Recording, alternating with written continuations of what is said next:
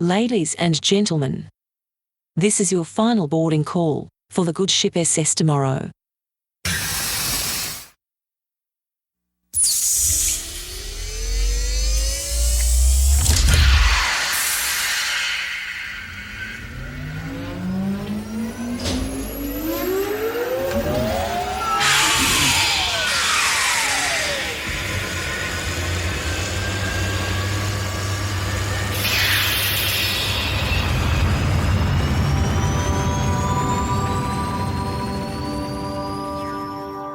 Today on The Friendly Futurist, digital and behavioural twins in the industrial metaverse.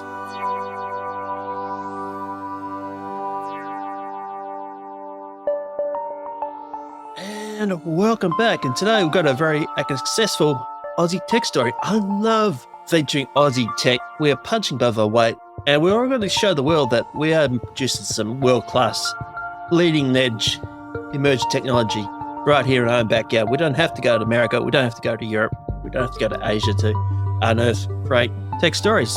Jack Curtis is the founder of Nera, and we're talking about digital twins in the industrial metaverse. When we talking about the metaverse, it's more likely we'll come first encounter the metaverse by the industrial metaverse than the consumer metaverse. In fact, the industrial metaverse is projected to be 5 times more valuable to the global economy than the consumer metaverse. And it's saving lives. It's making critical infrastructure more efficient, more safe. So Jack is going to join us on board the good ship SS tomorrow, and he's going to talk all things behavioural and digital twins right after the break. Welcome back to another episode. Today we're discussing all things digital twins in the industrial metaverse. We're particularly looking at critical infrastructure, sustainability, some of our favourite topics here. And remember, I chatted about the digital twins way back in 2022. Listen out for my interviews with Jack Gerard with TechSoft. But today we've got Jack Curtis from Nera. He's the Chief Commercial Officer. Jack, welcome. Hi, Dave. Nice to be here. Pleasure's all mine. Now, Jack, as is all my guests, can you just give us a quick rundown about your journey so far? Start wherever you want to start. Yeah, sure thing. So I'll start from present day and work backwards. So as you mentioned, Chief Commercial Officer at Nera, we're a software company that creates digital twins of critical infrastructure. And for the last 20 years, I've been working in energy, the energy transition in various capacities. Worked at a company called First Solar, one of the largest solar manufacturers globally. And before that, worked in an advisory capacity, really looking at those technologies, those industries that were going to drive the energy transition forward. So over the past almost 20 years now, have seen a lot of movies around the energy transition in a lot of countries. And it's exciting to see what I'd probably refer to as the apex of the industry transition at this point in time. And now we just have a lot of execution ahead of us, but a lot of commitment behind it. Now, before we delve deep into digital twins, just how much has the renewable energy transition has been in this country, say, the last 10 years? If you look back 10 years ago, renewables was still relatively high cost. It was starting to demonstrate the ability to come down a pretty steep cost trajectory curve. And that brought a lot of the rest of the value chain with it. So the financing value chain, the construction value chain. And so over that 10 years, I think the most disruptive thing that's happened is that new build renewable generation is now the cheapest cost of electricity. And I don't think anyone would have imagined that 10 years ago. And that has obviously translated to a massive uptake of renewable generation. And now solar and wind are really leading the charge as it relates to the energy mix going forward. So, Jack, can you tell us how much the renewable energy transition's been happening in Australia for, let's say, the last 10 years? Well, if you look at where we were 10 years ago, Dave, renewable energy was still relatively high cost.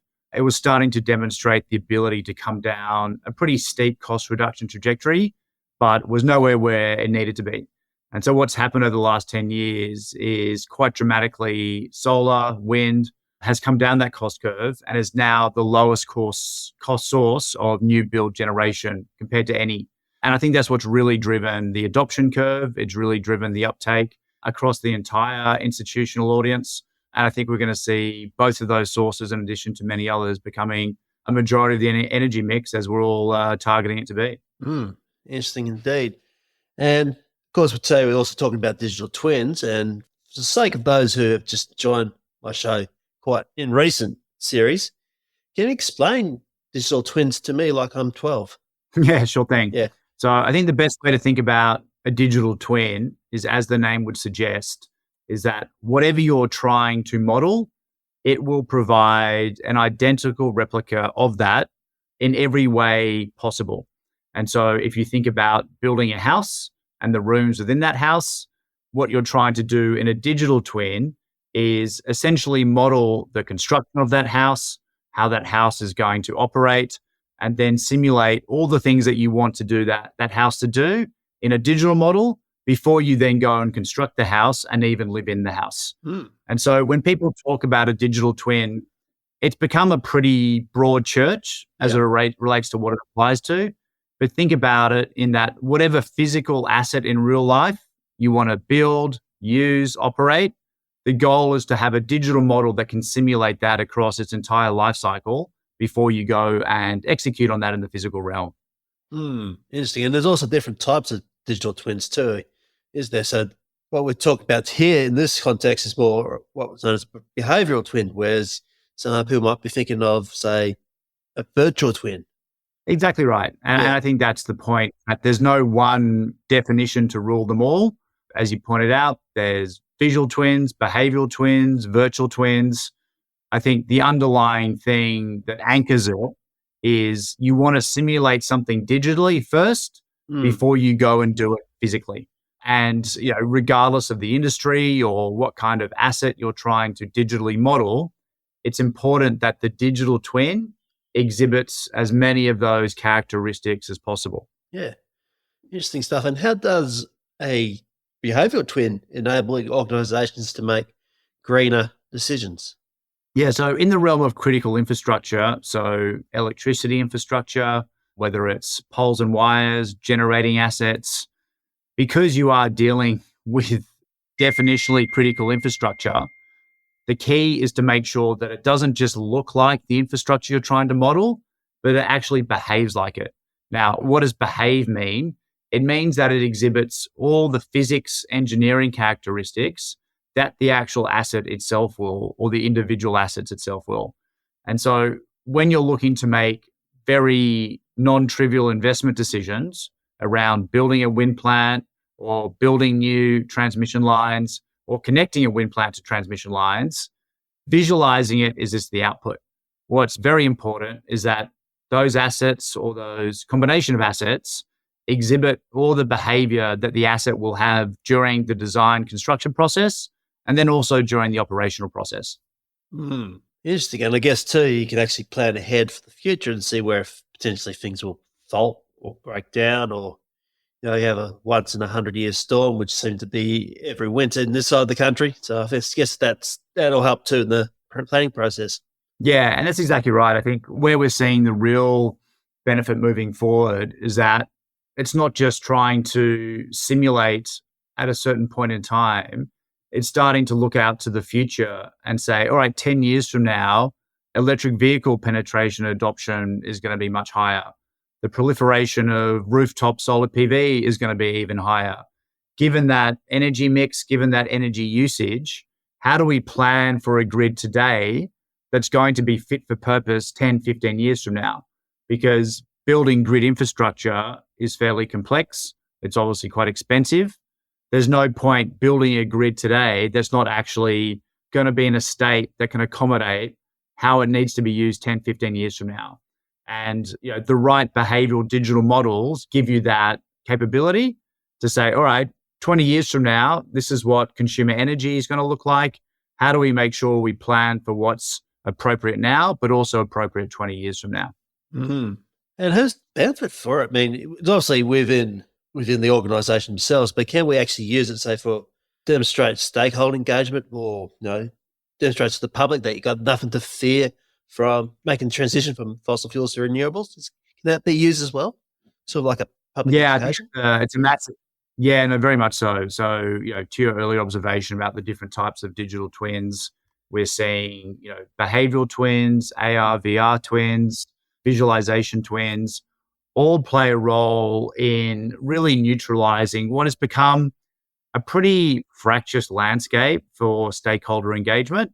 Mm. The whole topic around social license has now become probably one of the largest constraints to realizing Australia's energy transition goals. And a lot of that is really underpinned by historically insufficient engagement with communities, with individual stakeholders, to be able to show them this is actually what it's going to look like, or the impact it's going to have from a land point of view, or here's what the alternative would be that you might think could be better, but take a look at it, it might not be. And so a lot of stakeholder engagement, a lot of social license is really enabled by transparency. And when you're talking about, very large infrastructure that obviously has a footprint, and you're talking about building it at some point in the future, people are very understandably going to have a sensitivity to that if they don't have a good understanding about the visual impact, the footprint impact, and digital models can really serve as that conduit, that communication transparency to help ensure that everyone truly understands what impact it's going to have. Interesting stuff. And also, it cannot just be one project too. You can actually probably, I guess, you can build like a whole city, state, country to really demonstrate. Man, we're talking here, start to talk here the realms of the industrial metaverse that, it's not just a piece of infrastructure, it's a whole ecosystem that we can demonstrate. Yeah, and that's another, really spot on point, Dave, which is as we start moving into the industrial metaverse and you think about the applications for digital twins and the other solutions that occupy it, you're really talking about a very broad and complex stakeholder mix. And so what these solutions do is that they enable information to be aggregated and surfaced in a very efficient, transparent way. And so everyone, regardless of whether they're on the engineering side of the equation or on the individual community side of the equation, can all see this single source of truth where the information required for each stakeholder audience can be delivered in a appropriate way that's fit for purpose for that audience, but still be anchored back to this kind of universal system of record. Yeah. And I think it's one of the second order benefits that digital twins provide, which is really bringing information together in an efficient, transparent way and surfacing it to very broad, complex stakeholder audiences. Now, can you give us a couple of examples of how this is working already? If it's Australian, it'd be fantastic. So some audience can wrap their head around some really real life examples. Yeah, so look, I think one of the things that we're seeing a lot of appetite for as you look at the energy transition right now and all the individual components of it that are going to play a role, whether it's large centralized generation like solar and wind, whether it's distributed behind the meter energy resources like solar PV, electric vehicles. I think everyone, including government, has reached a point of recognition that these ambitious goals we have with the energy transition, and historically all of these individual assets and then the network as well, have all been kind of optimized in isolation. And the challenge is when you're trying to move an energy mix so dramatically to such a different profile in such a short period of time, it's actually intractable to look at all these individual components in isolation. And so now digital modeling and digital twins are playing a very big role in bringing all these kind of disparate parts together and saying, all right, we can no longer optimize in isolation where one project goes or whether one project makes sense.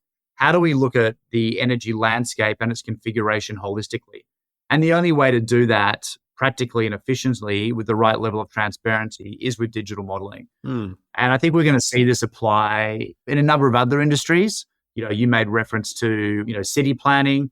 We're starting to see digital twins play a big role in configuring how urban landscapes get expanded, how entirely new cities are configured. And again, when you're trying to bring all these complex individual data points and also trying to solve for a number of different complex stakeholder audiences, it really does start to become binarily impossible to do that unless you can do it in a simulated digital environment first. Absolutely. Now, I know a few teachers actually do listen to my show. They're probably going to ask me this question.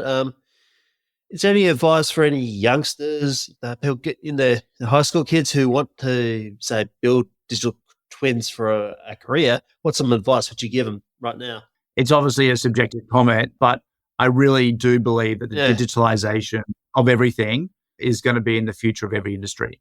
And so I think, if you're looking at career paths today, and particularly ones that are going to be benefited by and enabled by the artificial intelligence transition, digital modeling, digital twins is a pretty safe bet.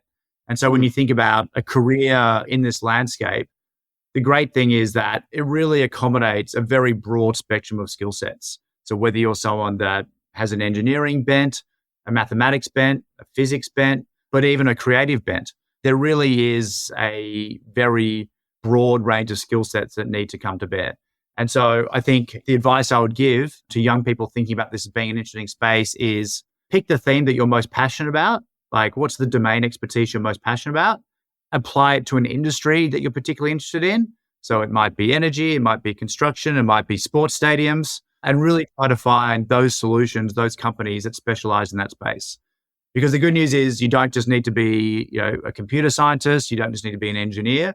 I think what's most important is picking the industry, picking the domain that you're interested in, and almost certainly all industries, all domains are going to be tracking to some form of digitalization at pretty massive scale in the future. Interesting stuff, Jack. Now, is there anything I didn't ask but should? I think the interesting topic that we're seeing a lot is there's a lot that digital modeling and digital twins can provide and can offer, but every industry is going to have its own version of adoption.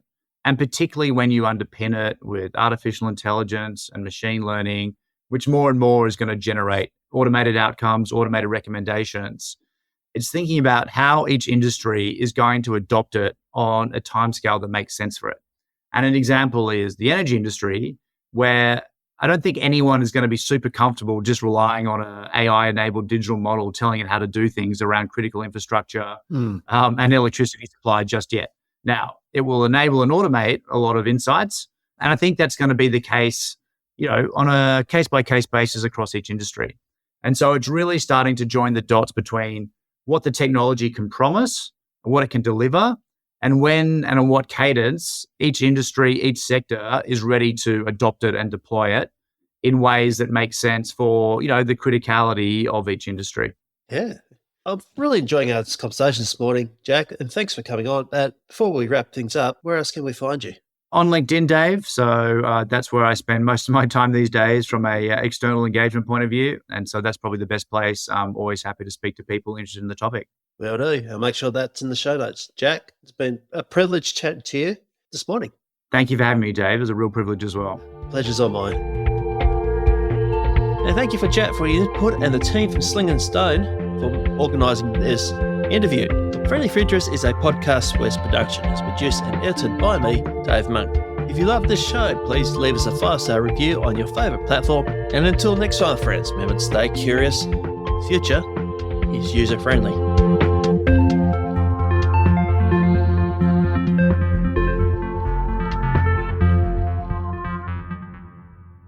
Another Podcasts West production.